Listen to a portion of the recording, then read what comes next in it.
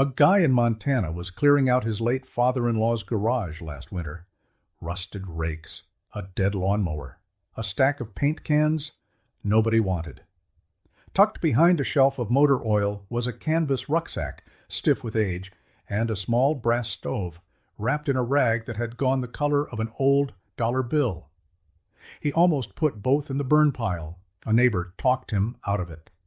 6 weeks later, that stove alone paid for a used truck engine. The rucksack went for less, but not by much. Nothing about either item looked valuable.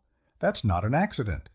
The gear built to actually keep people alive in the woods was never built to look impressive. It was built to work, and it was built by companies that mostly don't exist anymore. That combination is exactly what's quietly driving prices up right now, and most people clearing out a garage, a cabin, or a dead relative's storage unit have no idea the conversation is even happening. Here's the problem. Most people judge old outdoor gear the same 3 ways. Does it still work? Does the name look familiar? Does it look clean and presentable? Every one of those instincts will cost you money. A stove that still lights isn't automatically valuable, and one that doesn't light anymore might be worth more than one that does. A familiar name slapped on gear made overseas in the last 20 years is a different animal entirely from the same name stamped on something built in a factory that shut its doors decades ago. And clean, polished, restored gear is very often gear that's had its value scrubbed right off of it. We'll get to why that matters more than almost anything else on this list. First, the 11. Number 11. Boy Scout hand hatchets. Every scout troop in America issued something like this at some point, which is exactly why nobody looks twice at the one sitting in a coffee can of rusty tools. Most of them aren't worth much. But the earlier BSA-marked hatchets, made under contract by American tool companies before scouting gear got outsourced, have real heft to them. Forged heads, hickory handles fitted by hand, a head shape designed for actual wood processing instead of looking rugged on a shelf.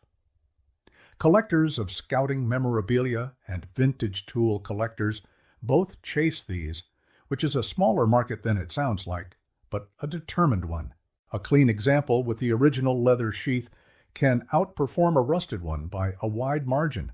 Before you toss it in the scrap pile, check the head for a maker's stamp underneath the BSA mark. That second stamp is the one that tells the real story. Number 10. World War II era GI mess kits and canteen sets. These show up constantly because millions of them were made and millions of them survived. That volume is exactly why most people assume they're worthless. Mostly they're right, but the details matter here more than almost anywhere else on this list. Look at the canteen's maker stamp and date code. Look for a matching cup, not a mismatched one swapped in later. Look at the cover. Canvas versus later synthetic materials tells you which war and which decade you're actually holding. A complete, matched, correctly dated set with legible stampings can be worth several times what a mismatched grab bag assembly brings. The individual pieces are common. A verified matched set from a specific unit or contract year is not. Number 9. Old Svea and Optimus brass camp stoves. Here's where people get fooled by function. If it still lights, they assume it's just an old stove and toss it in a camping box or sell it for a few dollars at a yard sale. That instinct is backwards. These Swedish-made brass stoves were built to a standard that modern lightweight stoves never bothered matching because modern manufacturing chose aluminum and plastic for weight and cost, not durability. An early brass Svea, especially one with its original tin storage cup and intact original box, has a devoted following among backpackers who actually still use them and collectors who just want the engineering on a shelf. The catch is that value depends heavily on originality. A stove with replacement parts or a repainted cup drops in value fast. Check the base for a stamped production code before you decide what you're holding. Number 8. Trapper Nelson-style wood frame packboards. This is the one people mistake for garbage almost every time. Bent wood frame, canvas pack bag, leather straps gone stiff. It looks like something that belongs at the dump, not in a collection. But these wood and canvas pack frames were the standard for serious backcountry travel for decades before aluminum and nylon took over, and the well-made originals, particularly ones with intact leather harness hardware and a maker's label still legible on the canvas, have become genuinely hard to find in usable condition. Wood rots. Canvas rots faster. Most of them are gone. The ones that survived in a dry barn or attic are worth a real look before they go in a dumpster. Number 7. Vintage Lensatic and marching compasses. People check if the needle still points north, decide it works fine, and price it like a modern compass. $5, take it or leave it. That's the wrong test entirely. The build quality on early metal-bodied compasses, particularly ones with visible contract or maker markings, and an intact luminous dial, reflects manufacturing standards that priced compasses very differently than the plastic models on today's sporting goods shelves. Some of these carry genuine military contract markings. Some carry civilian sporting markings that only look military. Knowing the difference is the entire ballgame, and it's worth being honest here. A compass used by a serviceman in the field and a compass issued under military contract are two very different claims, and only one of them usually shows up stamped on the housing itself. Number 6. Old Coleman and Aladdin lanterns. Everybody's grandfather had one of these hanging in the garage, which means everybody assumes they're common and cheap. Common, yes. Cheap, not always. Coleman stamped production dates directly into the base of most of their lanterns, and certain early production years, certain military-marked variants, and certain original color runs command real attention from a specific and patient collector base. The catch, again, is originality. A repainted tank or a replaced globe tanks the value immediately, even if it makes the lantern look better. Collectors aren't buying pretty, they're buying original. Number 5. Kelly Kettles. Fewer people recognize this name, and that's precisely why it's sitting at number 5 instead of further down the list. These Irish-made water-boiling kettles, built around a double-walled chimney design that lets you boil water over almost any small fire, have a small but genuinely devoted collector and user base. Early examples with intact original construction and no replacement parts are quietly climbing in value as the design has stayed functionally identical for decades, which makes dating an early one mostly about materials, seams, and maker markings, rather than obvious style differences. If you find one, don't assume it's worthless just because you've never heard of it. That's usually the first sign you should look closer, not walk away. Number 4. Vintage wood and rawhide snowshoes. These get thrown out constantly because they look like decoration, not equipment, something somebody's uncle nailed to a cabin wall 30 years ago and forgot about.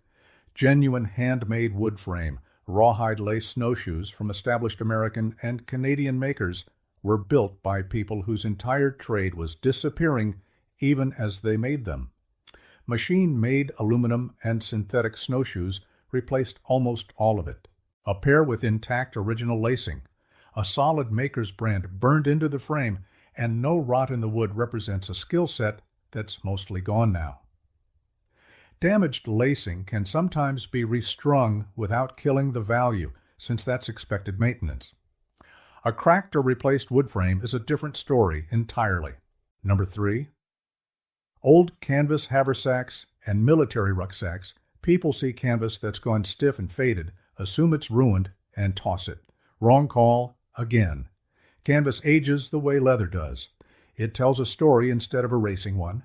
Original military contract rucksacks with intact stitching, correct hardware, and legible stenciled markings occupy a completely different market from the same silhouette made decades later for the surplus trade. Duluth Pack and similar American canvas goods makers built civilian rucksacks to the same honest standard, and early examples with original leather straps still attached are becoming genuinely hard to source. Check the stitching pattern and the hardware before you write it off. Machine stitching that looks too clean and uniform is often the tell that you're holding a later reproduction, not an original. Number 2. Vintage American-made axes from defunct factories. Collins, Plum, Kelly Axe Manufacturing, Norland. Names that meant something to a working woodsman and mean almost nothing to somebody clearing out a shed today.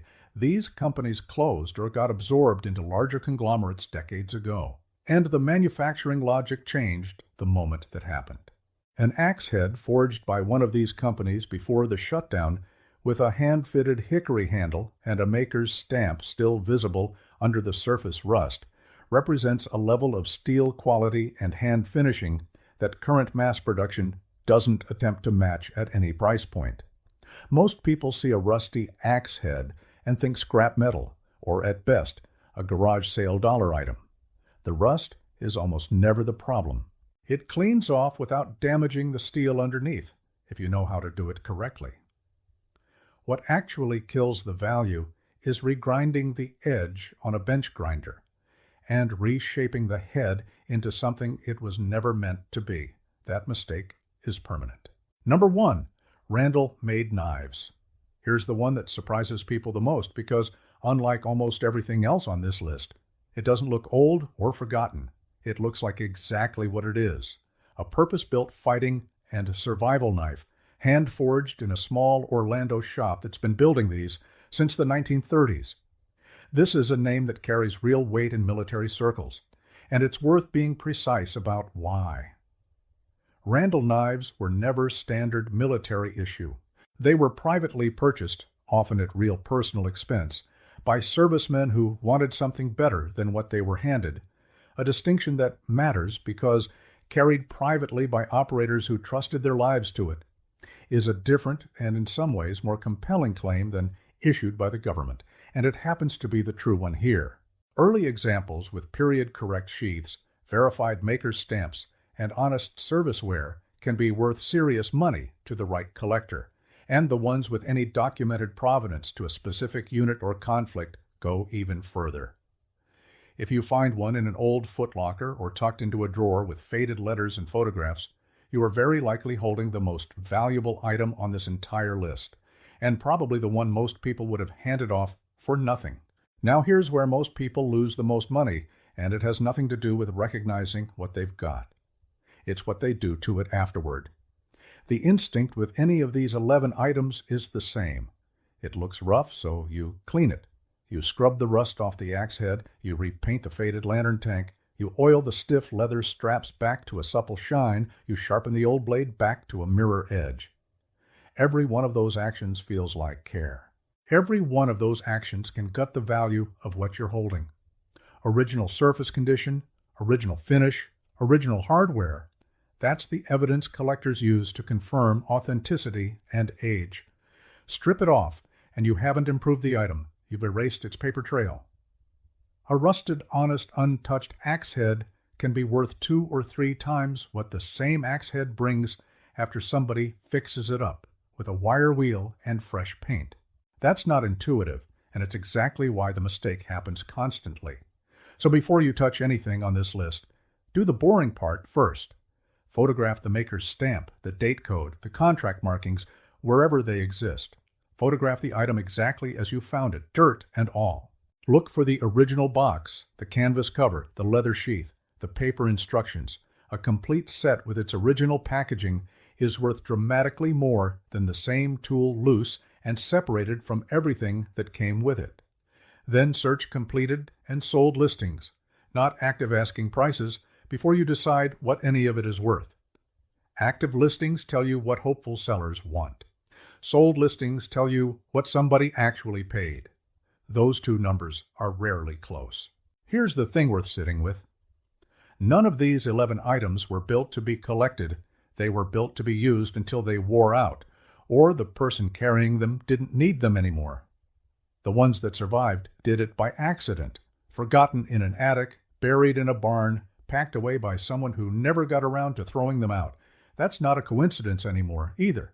It's the entire reason they're worth something now. The factories that built them to that standard are gone. The manufacturing logic that replaced them chose speed and cost over durability, and what's left is a finite, shrinking supply of tools nobody's making again. And that's the rule worth carrying out of this one. Don't judge old gear by whether it still works, whether the name sounds familiar, or whether it looks presentable. Judge it by what it was actually built for, who actually built it, and whether that standard still exists anywhere today. If the answer is no, put the wire wheel down, leave the rust exactly where it is, and find out what you're really holding before it ends up in a burn pile or a dollar bin. Some of the most valuable things people own were built to look like nothing at all. That's not bad luck. That was the whole design.